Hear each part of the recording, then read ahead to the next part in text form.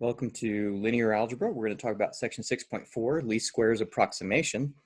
And our objective for today is to set up and solve the normal system to find the least squares solution. So in real life, we often have to deal with measurements by human or machine. And sometimes these can involve small errors. So what I want you to do is take just a second and I want you to solve this system right here. Please feel free to use your calculator. So we'll pause for just a second. Okay, I was able to set up the system and then run it through my calculator. And when we do that, we get this. This line right here tells me 0x1 plus 0x2 equals 1. So that's not possible. So there's no solution. Now, what probably happened is we had some rounding error in our measurements. So there's probably a solution that would happen if we didn't round to the nearest tenth. So what do we need to do is talk about how we can find out what the best solution is. And by best, I mean least squares approximation. So there is no solution. And why is that? Let's take and tie back into stuff that we've already learned here. If I were to look at the columns of my A matrix, I've got 2.1, 4.2, 3.7, and 7.4. Okay. If I were to look at those, if I were to factor a 2.1 out of the first column, I'd have 1, 2. And if I were to factor 3.7 out of the second column, I'd also have 1, 2. So the column space of the A matrix is only spanned by the vector 2.1 and 4.2, aka the vector 1, 2. And you can see that I deliberately made this second constant to be just bigger than double the first one so that it would not actually be in the column space. And so remember earlier that we found out that AX equals B has a solution if and only if B is in the column space of matrix A. Okay, meaning that I can write B as some constant multiple, I better use K's, of the first column plus some constant multiple of the second column plus yada, yada, yada, plus K sub n column sub n in general. So since there's no way that I can write 8.4 and 16.9 as some scalar multiple of 2.1, 4.2, aka 1, 2, which is the basis for our column space, there is no solution.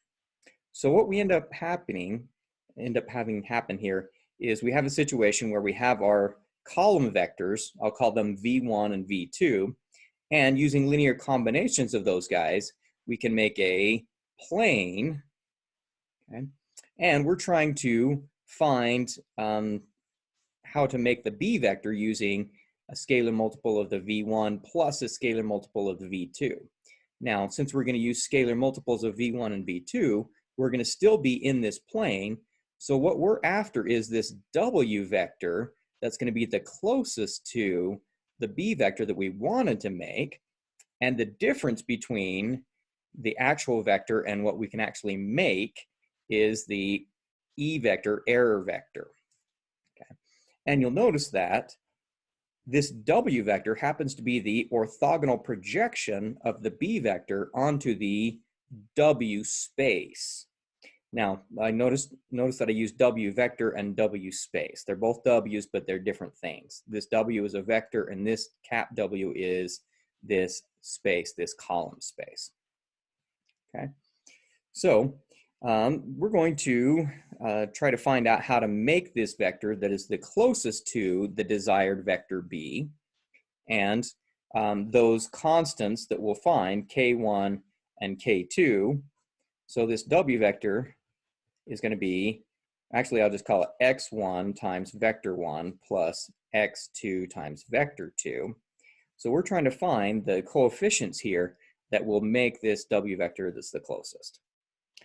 Okay, and I could then say that the answer, the X vector, is x1, x2, where those are the constant coefficients that will get me the closest that I need to be. All right, so how do we find those guys? Well, we're going to tie into a little bit of the theory that we've developed here. And remember that this W vector, the vector that's the closest, is the orthogonal projection of the B vector onto the W space. And so that is what I would get if I do A times this X vector, where X is my least square solution. So let's develop this. So we know that B equals the B vector.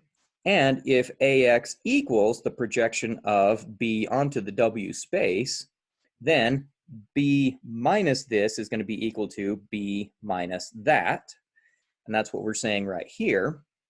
But notice that vector B minus this, the projection of B onto the W space, which is the W vector, is the E vector. Okay. And that's our error vector. And that error vector is orthogonal to the space W. So I'll write that here. So our error vector is orthogonal to this space W. And since he's orthogonal to W, he's in W perp, the orthogonal complement. Now, remember that W was the column space of my A matrix. Okay. Therefore, since it's orthogonal to the column space of the A matrix, it's in the null space of A transpose.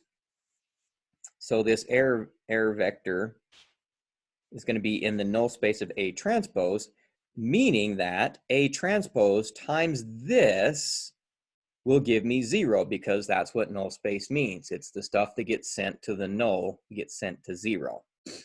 Now, if I distribute this equation through here, I get A transpose B equals A transpose AX, which I often write it the other way around, but it's still the same thing because it's an equation. A transpose AX equals A transpose B.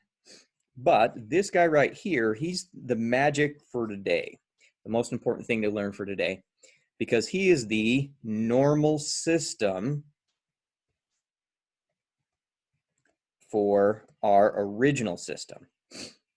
And the great news is this A transpose AX equals A transpose B is always consistent, because there has to be some vector that's the closest to the desired vector.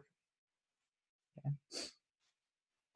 And again, let's remember that if I were to find out what this X vector is, that are the coefficients to find this W vector, then that W vector is the projection of B onto the W space, and that is worth A times X. So let's pause right here and we'll pick up in the next video, but we'll do an example finding the least square solution of this guy.